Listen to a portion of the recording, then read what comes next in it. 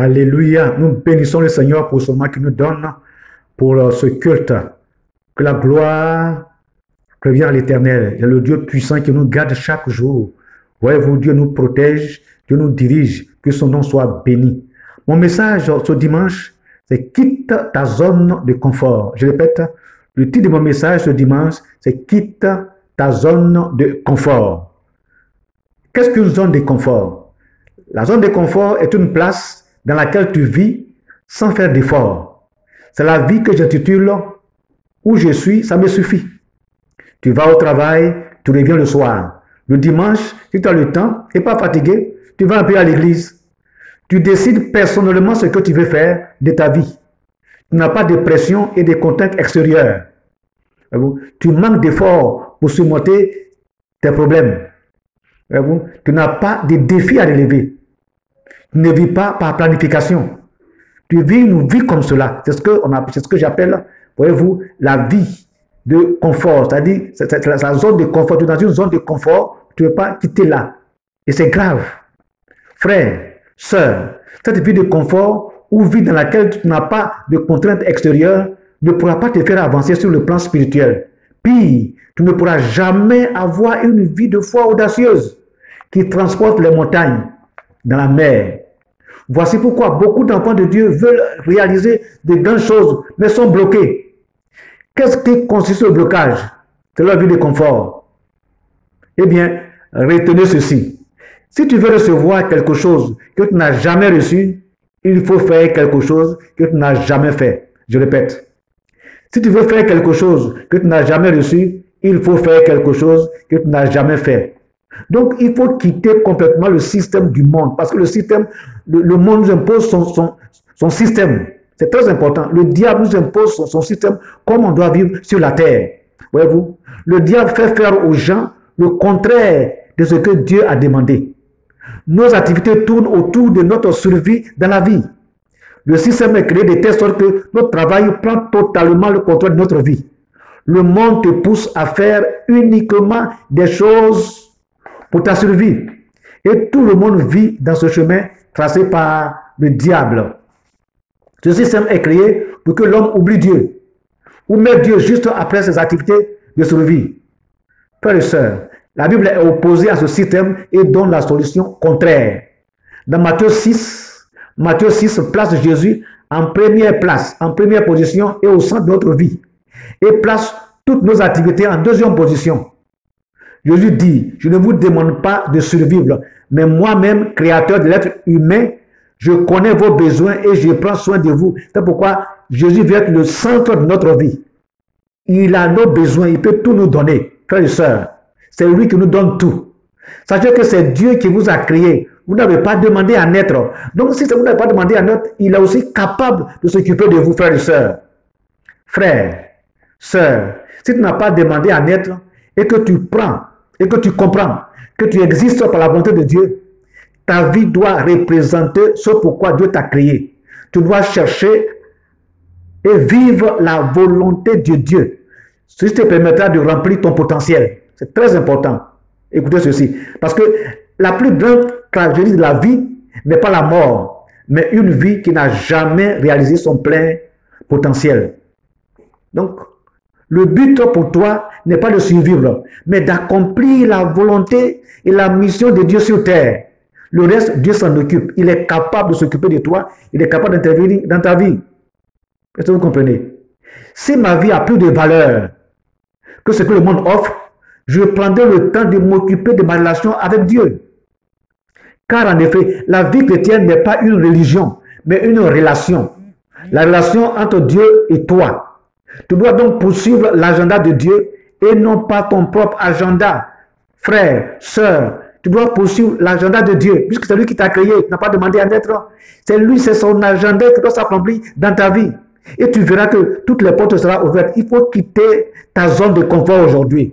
Dédicace-toi entièrement pour accomplir le plan de Dieu sur terre. En le faisant, on dirait que tu perds ta vie. Or, si tu la perds, tu la retrouves en Jésus. Alléluia. Sache que Jésus est le tronc et tu la branche, selon Jean 15. La branche réalise ce que le tronc lui communique. Parce que quand tu es branche attachée au tronc, c'est ce que le tronc veut, que tu réalises. Est-ce que vous avez vu une branche sur un tronc, voir la branche faire ce qu'elle a envie de faire? Non. La sève vient du tronc et tu fais toutes choses. Quand on dit que Jésus est le tronc et que tu es la branche, c'est très important, ne t'amuse pas avec ça. Et réellement, il est le tronc. C'est le centre de ta vie sur terre. En dehors de lui, il n'y a personne. Si tu vis ce que je viens de dire, tu auras du succès dans ta vie. Sinon, ça sera un chaos total. Ça sera le chaos. Voyez-vous, quand tu vis selon le système du monde, tu développes une foi faible et chancelante. Et beaucoup d'enfants de Dieu ont leur foi faible et chancelante. Voyez-vous, pourquoi? Parce que ces enfants-là sont dans leur zone de confort. Ces personnes-là, Jésus n'est pas le centre de leur vie. Alors, quel est le langage qu'ils tiennent? Parfois, tu penses que les autres ont la foi plus que toi. Et quand tu regardes ta vie, tu dis vraiment, je pense que les autres là, vraiment, ils avancent plus que moi. Non, c'est faux. Des fois, ils ont un meilleur témoignage, ils font des miracles plus que toi. Non, non, non. C'est parce que ta vie n'a pas encore changé. C'est très important. Et aussi, tu as l'impression que Dieu répond à leurs prières plus que toi. Parce que rien ne marche chez toi. Eh bien, c'est faux. Il faut revoir ta vie. Voyez-vous. Des fois, tu vois tes amis là qui racontent comment Dieu agit dans leur vie. Voyez-vous. Et puis, des miracles qui s'accomplissent. Ils ont des témoignages. Alors que toi, tu n'as pas de témoignages. C'est des petits témoignages là, des petits témoignages à dormir debout là. Je suis venu en retard. Et puis, comme le bus est en retard, j'ai dû prendre le bus. Gloire à Dieu. Voici des témoignages. C'est-à-dire le malheur des autres fait ton bonheur, quoi. Voilà, le bus qui est venu en retard à cause de l'embouteillage. Tu as pu avoir le bus. Ça, c'est un témoignage. Ça, c'est pas un témoignage, ça. Même les païens le font aussi. Voyez-vous. Tu te poses même la question de foi. Où est ma foi? C'est vrai. Quand tu es dans la zone de confort, tu te poses la question, mais où est ma foi? Tu vois. Et parfois même, tu as l'impression que tu n'as même pas de foi du tout. Après plusieurs années de conversion, tu sautes d'une année à l'autre avec les mêmes difficultés, les mêmes problèmes. Tu te demandes, mais est-ce que vraiment j'ai une foi? Tu te poses la question. Eh bien, qu'est-ce qu'il faut faire pour trouver une vie de foi stable, basée sur Jésus? Je répète. Qu'est-ce qu'il faut faire pour retrouver une vie de foi stable, basée sur Jésus? Comme je vous ai dit, si tu veux recevoir quelque chose que tu n'as jamais reçu, il faut faire quelque chose que tu n'as jamais fait. Je répète, si tu veux recevoir quelque chose que tu n'as jamais reçu, il faut faire quelque chose que tu n'as jamais fait. Ouais, vous savez qu'il faut aller de l'avant dans ta foi. Il faut aller de l'avant. Il faut faire grandir ta foi. C'est très important. Je vais te prouver qu'on peut faire grandir sa foi. Voyez-vous, c'est vrai. Il faut faire grandir sa foi. Est-il possible de faire grandir sa foi pour expérimenter aussi des miracles? Oui. Tu peux quitter ta zone de confort et faire grandir ta foi et expérimenter des choses extraordinaires dans ta vie. Alors, je vais vous conduire à lire quelques versets avec moi. Allons-y dans 2 Thessaloniciens 1. 2 Thessaloniciens 1, il a dit ceci. Verset 3. Nous devons, à votre sujet, frères, rendre continuellement grâce à Dieu, comme cela est juste, pour que votre foi fait de grands progrès. Je répète. Nous devons, à votre sujet, frères, rendre continuellement grâce à Dieu, comme cela est juste, parce que votre foi fait de grands progrès et que la charité de chacun de vous tous à l'égard des autres augmente de plus en plus. J'aime beaucoup la version anglaise. J'aime beaucoup la version anglaise dans 2 Thessaloniciens. Il a dit ici, là où il a mis votre foi fait de grands progrès, la version anglaise, King James Version, dit ceci. Your faith grows exceedingly. C'est très important. Ça signifie quoi? Your faith grows exceedingly. Ça signifie que ta foi grandit énormément. On peut constater que ta foi grandit énormément. Your faith grows exceedingly. Ta foi grandit énormément. Si la foi peut grandir, cela signifie qu'elle peut aussi diminuer. Elle peut aussi rester stationnaire, c'est-à-dire ne pas grandir. Est-ce que vous comprenez? Donc, pendant que Jésus était avec ses disciples, les disciples ne prenaient vraiment pas au sérieux ce que Jésus disait et faisait. C'est après la venue du Saint-Esprit qu'ils ont pu stabiliser leur foi en Jésus par sa parole infaillible. Alléluia. La parole de Jésus est infaillible, frères et sœurs. Et c'est avec cette parole-là que les disciples ont pu stabiliser leur foi. Sinon, au départ, non, c'était le chaos total. Jésus a traité ses disciples de petite foi ou hommes de peu de foi. Mais pourtant, il a dit à un soldat qu'il a une grande foi. Par exemple, dans Matthieu 14, Jésus marche sur les eaux. Les disciples ont commencé à dire hey, hey, c'est un fantôme, au secours, c'est un fantôme. Jésus a dit, avec toutes ces explications, avec les enseignements, les disciples continuaient toujours à croire aux fantômes. C'est grave. Jésus a tout expliqué. Il continue toujours à croire aux fantômes. Un autre exemple, dans Matthieu 4, dans Marc 4, Jésus était dans la barque. Il a eu le tourbillon, il y a eu la tempête. L'eau était dans la barque. L'eau tombait dans la barque. L'eau rentrait dans la barque. Il y a eu un grand vent. Les disciples, Jésus dormait. On dit Jésus dormait. Il était couché. Il était lui-même, il était mouillé aussi. Les disciples se lèvent. Ils ont commencé à crier, Maître, t'inquiètes-tu pas que nous périssons? Hein? On périt. Lève-toi. On est mort. Lève-toi. Il y a la tempête. On est mort. Au secours, au secours, au secours. Jésus se lève. Il dit, ah! Il dit, hey! Où est votre foi? Pourquoi vous n'avez pas cru? Pourquoi? Et à chaque fois, Jésus se lève et dit, c'est ce qu'il faut. Homme de peu de foi, homme de peu de foi. Des gens qui ne veulent pas aller de là-bas. Jésus explique, réexplique. Il prend des exemples. Il fait des miracles devant eux. Des boiteux marchent. Des boiteux marchent. Des pratiques se lèvent. Les sourds entendent. Les muets parlent. Ils voient tous ces choses avec tous ces miracles. Mais ils ne veulent pas quitter leur position de la zone non, non, ils sont dans une position confortable là. La zone de confort. Ils ne veulent pas aller de l'avant. Jésus a attribué la grande foi à un soldat romain. Et Jésus a dit ceci. Jésus dit, même en Israël, je n'ai pas trouvé une aussi grande foi. Ah! Seigneur Jésus. Dieu attribue la grande foi à un païen, à un soldat. Alors, regardons un peu l'histoire dans Matthieu 8. Le soldat vient voir Jésus et ce soldat va faire une démonstration de puissance de foi devant les disciples et Jésus lui-même. Il dit à Jésus que mon serviteur est malade à la maison. Jésus dit, allons-y. Les disciples disent, oh hey, allons-y, allez, levez-vous, on va partir. Tout d'un coup, à leur surprise, le monsieur dit, non, Jésus ne vient pas. Les disciples étaient choqués. Tout le monde était choqué. Jésus, créateur du ciel et de la terre, créateur de l'homme. Tout le monde veut voir Jésus.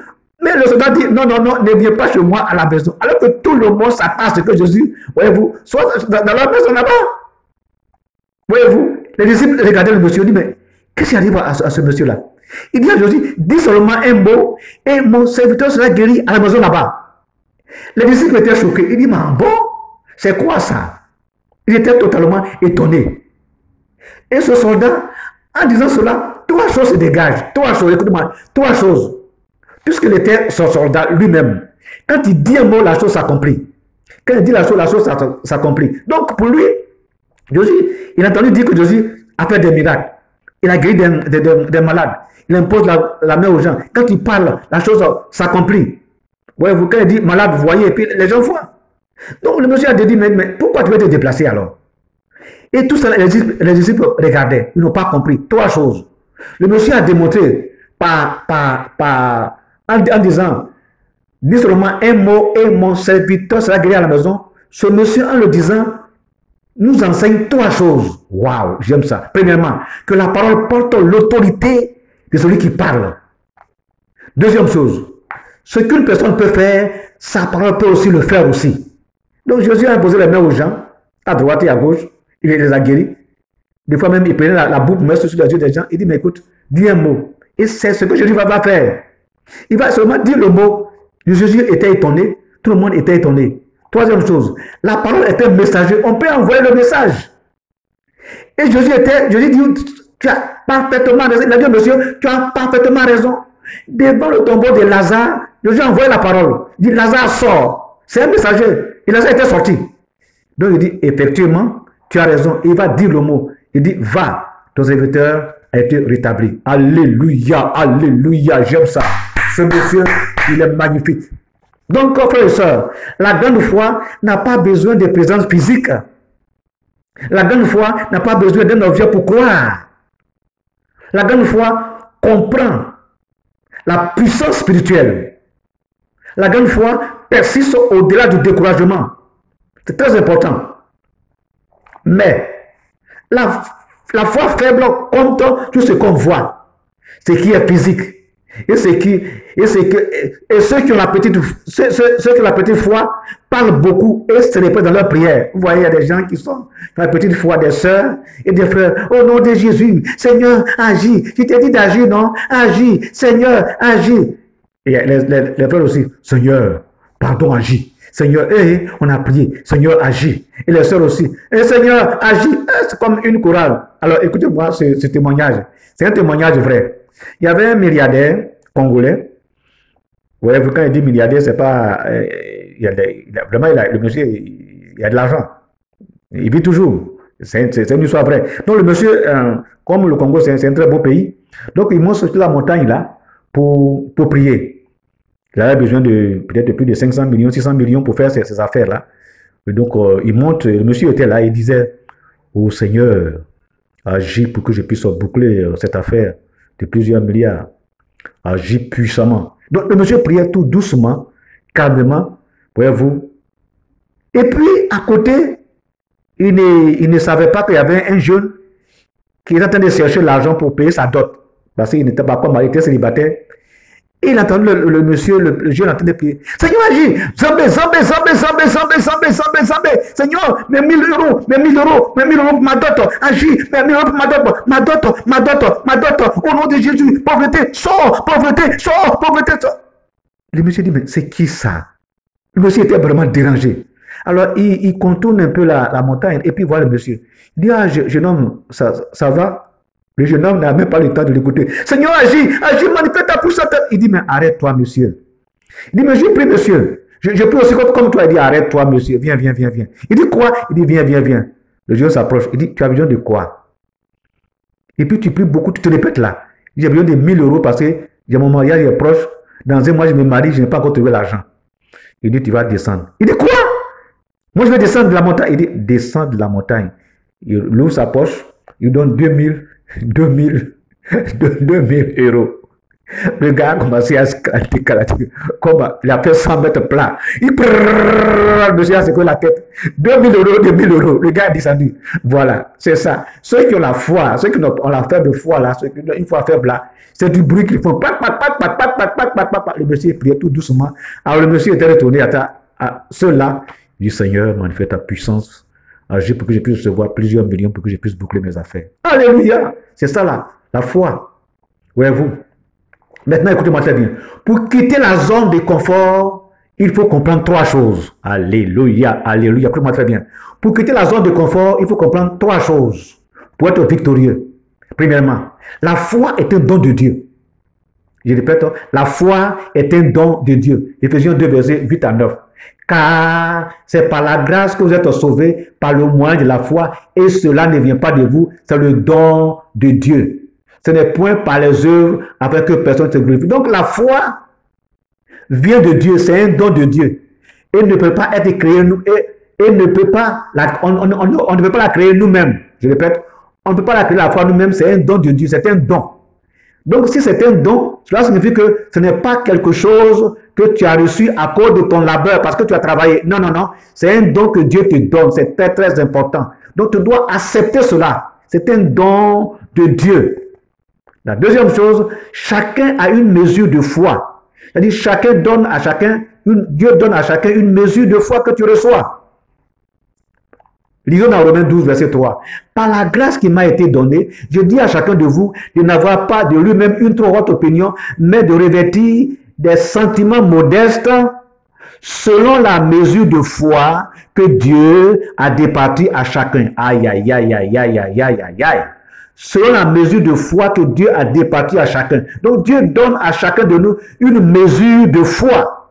Frères et sœurs, chacun a reçu de Dieu une mesure de foi.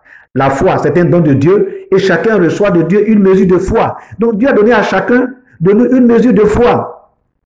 Donc, personne ne peut dire, tu as reçu plus que moi, ou bien il a reçu moins que moi. Non, non, non, non, non, non. C'est la même chose au départ. C'est la même chose au départ. Nous commençons tous par la même chose au départ, par la même mesure de foi. C'est très important. Maintenant, ce que tu fais de cette mesure de foi dépend de toi-même. Je répète, ce que tu fais de la mesure de foi dépend de toi-même. Très important. Voyez-vous, certaines personnes gardent la même foi telle qu'elle, c'est-à-dire ne bougent pas, restent dans leur zone de confort, pas d'expérience. Et puis certaines aussi, personnes aussi réduisent disons, la qualité de cette foi-là. Et d'autres même réduisent tout à rien. C'est-à-dire ne croient plus à rien. La deuxième chose, c'est pourquoi tu dois veiller sur ta vie pour garder ta mesure de foi, développer cette mesure de foi-là.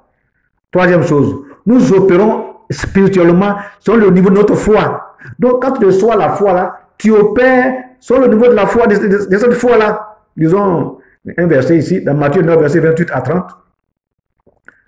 Lorsqu'il fut arrivé à la maison, les aveugles s'approchèrent de lui. Et Jésus leur dit, parce que les aveugles s'approchent, ils demandent à Jésus qu'il veut recevoir la guérison. Et Jésus leur dit, croyez-vous que je puisse faire cela?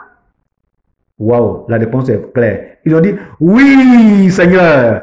Lui répondit-il. Alors il leur toucha leurs yeux en disant, qu'il vous soit fait selon votre foi.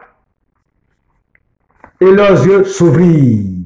Jésus leur fit cette recommandation. Alléluia. Et leurs yeux s'ouvrirent. Parce que les aveugles ont cru. Ont cru.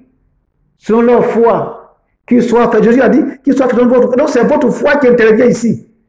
Voyez-vous, je leur pose la question. Est-ce que vous croyez que je peux vous guérir? Ils ont dit, oui, Seigneur. Waouh, j'aime leur réponse. Alléluia, alléluia. J'aime leur réponse. Oui, Seigneur. Je leur dis, votre foi, soyez guéris selon votre foi. Donc, c'est leur foi, frères et sœurs. C'est leur foi. Frères, sœurs, écoute. Il n'y a pas d'autre solution pour plaire à Dieu si tu n'as pas de foi. Je répète, il n'y a pas d'autre solution pour plaire à Dieu si tu n'as pas la foi. C'est avec la foi qu'on peut plaire à Dieu. Tu peux jeûner, prier, chanter, danser, mais si tu n'as pas la foi, cela ne te sert à rien. Cela signifie que dans ma vie spirituelle, la chose la plus importante sur laquelle je dois me focaliser, c'est donc ma foi. Ce n'est pas sur le niveau de prière. Laissez-moi éclaircir ce que je viens de dire, un tout petit peu pour que vous puissiez comprendre. Voyez-vous, je vais éclaircir ça un tout petit peu. Je répète, cela signifie que dans ma vie spirituelle, la chose la plus importante sur laquelle je dois me focaliser, c'est donc ma foi. Ce n'est pas sur le niveau de prière. Je vais encore éclaircir cela.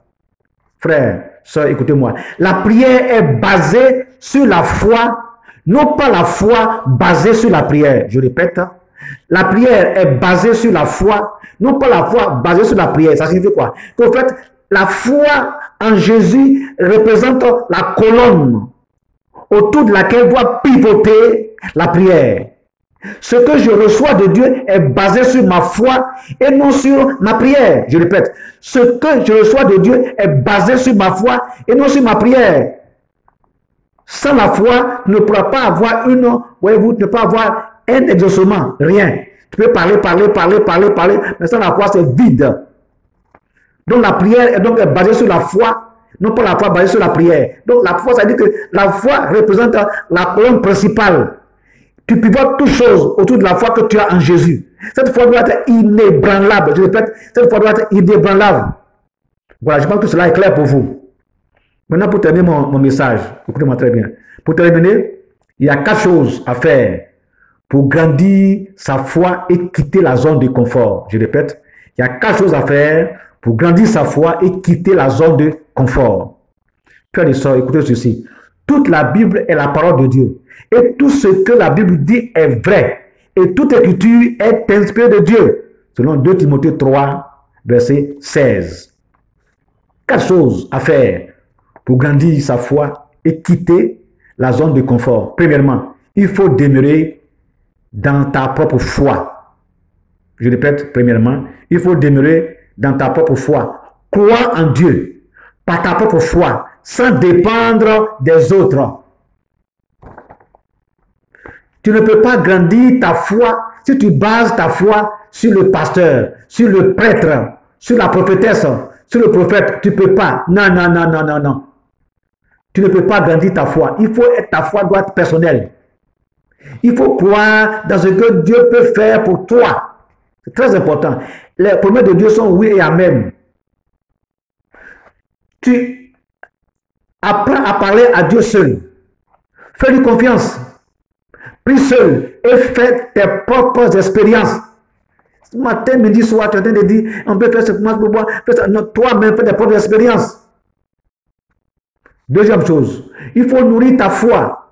Médite la parole de Dieu. Il faut croire totalement en ce que la Bible dit. Car la foi vient de ce qu'on entend. Romains 10, verset 17. Aïe, il faut croire en ça. Il faut croire totalement en la parole de Dieu. De la même manière qu'on nourrit le corps, je répète, de la même manière qu'on nourrit le corps, on doit aussi nourrir notre foi par la parole. C'est ce que tu nourris qui grandit en toi. Tu te mets devant la télévision, tu ne regardes que les nouvelles, les nouvelles, les nouvelles, les nouvelles. Tu as sur le téléphone, SMS, SMS, SMS, SMS, YouTube, YouTube, YouTube, YouTube, tout est tout, tout. D'accord. Quand tu finis toutes ces choses-là, tu es là, tu es vide, tu n'as rien du tout. Alors ta foi est remplie de nouvelles, des SMS, de tout ça. Il n'y a pas de foi, il n'y a rien du tout. Frère et soeur, ce n'est pas du tout bien. Quand ces choses se passent, ce n'est pas du tout bien pour ta vie, ce n'est pas du tout bien. Donc il faut comprendre cela. Maintenant, écoute-moi très bien. La troisième chose, c'est que, voyez-vous, tu dois agir avec la parole. Je répète, tu dois agir avec la parole. Je répète encore, la troisième chose, tu dois agir avec la parole. C'est-à-dire quoi? Exerce ta foi, utilise-la pour faire quelque chose. C'est très important. Donc, tu dois utiliser ta foi avec violence, avec force pour faire quelque chose. Voyez-vous, nous sommes dans un moment de confinement. Alors, voici un témoignage vibrant, un témoignage de cette semaine. Nous sommes dans un moment de confinement. Donc, j'ai reçu une de mes sœurs. Donc, la sœur est venue me voir pour dire que, en tout cas, j'ai une ferme, j'élève des poulets et j'ai tellement de poulets là-bas. Alors, ces poulets-là sont là.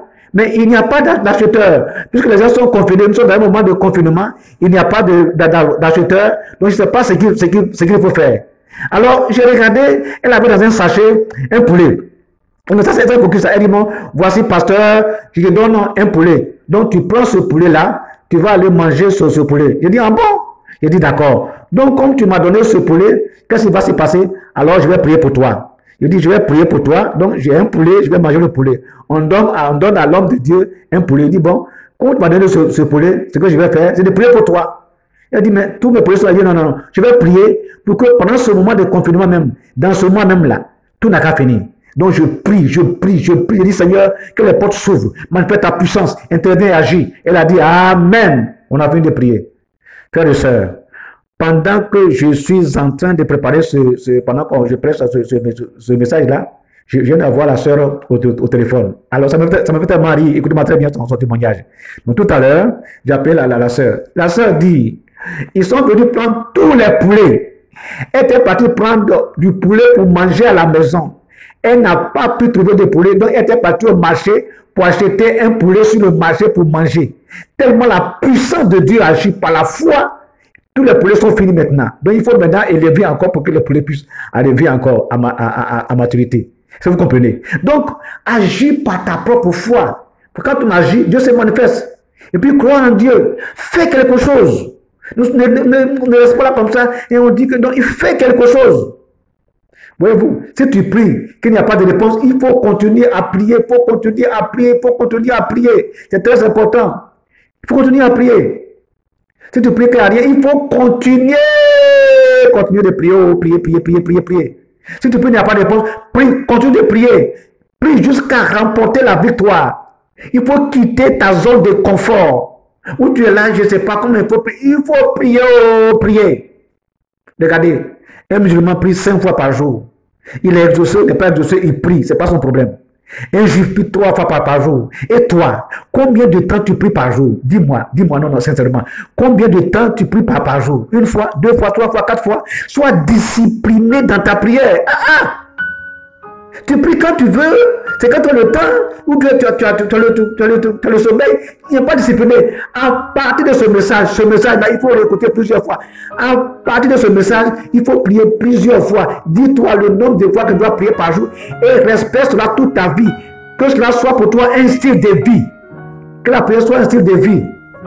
Et quatrièmement, pour terminer, travaille avec amour. C'est important. Travaille avec amour. Tu es trop aigri, tu parles trop, il n'y a pas de joie en toi. Travaille avec amour. C'est très important. Dans Galates 5, verset 22, je répète, Galates 5, verset 22. Mais le fruit de l'esprit, c'est l'amour, la joie, la paix, la patience, la bonté, la bénignité, la fidélité, la douceur, la tempérance. Donc il faut travailler avec amour. La quatrième chose, travaille avec l'amour. La foi travaille dans l'amour. Une foi sans amour n'est pas de foi. La foi travaille dans l'amour. L'amour est la force qui propulse la foi. C'est important. La prière et l'amour vont ensemble. C'est très important. Il faut quitter les critiques. Il faut aimer les gens. Il faut quitter les critiques. La jalousie, la médisance, les calomnies, le mensonge, les bavardages inutiles. Il faut tout abandonner, toutes ces choses-là. Il faut que ton cœur soit rempli d'amour total. C'est important, soeur. C'est important, frère, que ton cœur soit rempli totalement d'amour. C'est très important. Aime fortement Dieu et les hommes que Dieu a créés à son image. C'est très important. Et puis aussi dans ton cœur, dans ta vie aussi, il faut grandir dans le pardon. Et ne pas avoir quelque chose contre quelqu'un. Il faut avoir l'amour total. Quand tu pries, il y a des personnes qui sont à la maison qui prient, mais tu as quelque chose contre quelqu'un. C'est anormal. Il faut prier pour avoir cette foi-là et marcher avec le Seigneur en ayant une foi ferme. C'est très important. Il faut savoir pardonner. Pardonner. Voyez-vous, le mot pardonner en anglais c'est forgiveness. Je répète. Le mot pardonner c'est forgiveness. Forgiveness signifie, c'est-à-dire pardonner avant que la faute ne soit commise. Je répète, pardonner avant que la faute ne soit commise. Ça signifie quoi? Que tu es à tout moment, 24 heures sur 24, tu veux pardonner. Pardonner. C'est-à-dire que ta vie est remplie de pardon. Partout où tu passes, tu es souriante, tu es vraiment très bien. Les gens qui t'ont reçu, tu souris. Ils ne t'ont pas reçu, tu souris. Voyez-vous, c'est très très important. Pierre n'avait pas compris. Pierre est venu voir le Seigneur, je dis, mais combien de fois je dois pardonner? C'est un peu ça, des gens qui pardonnent en comptant. C'est pas ça. Dieu a dit, il ne faut pas compter. Quand tu pardonnes, il faut toujours pardonner. Voyez-vous, la Bible dit clairement, si tu n'aimes pas ton frère qui est assis à côté de toi, comment peux-tu prétendre aimer Dieu? C'est très important. La raison pour laquelle Dieu est clair. Dans Marc 11, verset 24 à 25. Il sait pourquoi je vous dis. Tout ce que vous demanderez en priant, voyez que vous l'avez reçu et vous le verrez s'accomplir. Maintenant il dit, et lorsque, verset 25, et lorsque vous êtes debout, faisant votre prière, si vous avez quelque chose contre quelqu'un, pardonnez, afin que votre Père qui est dans les cieux vous pardonne aussi vos offenses. Alléluia, alléluia. Je vais prier pour toi. Je vais prier pour que Seigneur se manifester dans ta vie, pour que tu puisses avoir dans ta vie vraiment, tu puisses quitter ta zone de confort. La zone de confort, pour que tu quittes ta zone de confort. Tu dois te mettre toi-même là, tu dois te mettre sous contrainte. C'est important. Tu dois te mettre sous contrainte.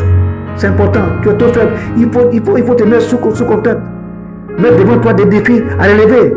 Que de t'asseoir là, mourante là, on ne comprend pas. Dieu veut que tu quittes vraiment ta zone de confort aujourd'hui. Il veut t'exaucer. Il veut travailler avec toi. Il veut marcher avec toi. Il veut vraiment bouger avec toi. Dieu a besoin de toi. Dieu veut compter sur toi pour bouger. Dieu veut compter sur toi pour bouleverser le monde. Quitte ta zone de confort. Dieu a besoin de toi. Dieu t'a appelé depuis très fort longtemps. Et tu es assise. Pourtant Dieu t'a appelé. Dans beaucoup de choses, Dieu t'a appelé. Dieu veut être avec toi. Dieu veut marcher avec toi. Dieu t'a appelé.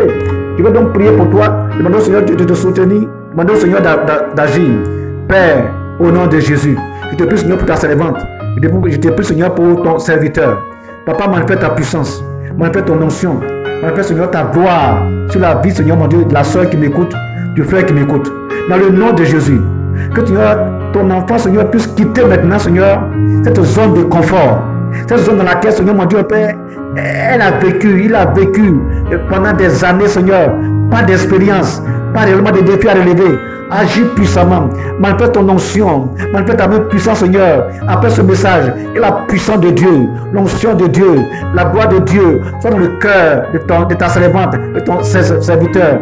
Remplis, Seigneur, mon Dieu, ton enfant, Seigneur, par une foi audacieuse, une foi réelle, une foi qui transporte des montagnes. Je te prie, Seigneur, pour ton enfant qui m'écoute actuellement, à part de ce message, en écoutant cette prière, que tu sois le centre de sa vie, Seigneur, mon Dieu. Quand, Seigneur, mon Dieu, ton enfant prie, exauce la personne. À partir d'aujourd'hui, Papa, mets, Seigneur, mon Dieu, Père, ton onction sur sa vie, ta main puissante sur sa vie, au nom de Jésus. Accorde à la personne qui m'écoute, accorde à la personne, Seigneur, les 9 dons. Dis Amen maintenant sur chaque don.